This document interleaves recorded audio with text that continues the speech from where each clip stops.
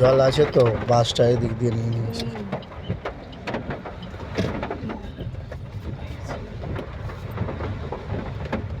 তো মাথায় জল পড়েনি তো? আজকের দিনে ডাক্তারটা না দেখিয়ে, উনি তো সোম আর বৃহস্পতি দুদিন বসে। এটা ব্লাডটা টেস্ট হয়ে গেছে, এবার যদি দেরি হলে বলবে, যদি কোনো অসুবিধা করে ওই জন্য।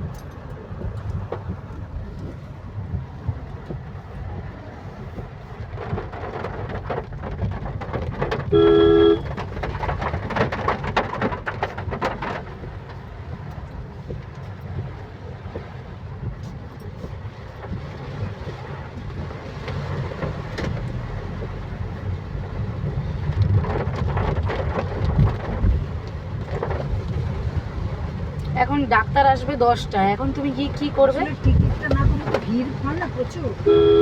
ওখানে পেশেন্ট দেখে না দেখে টিকিটটা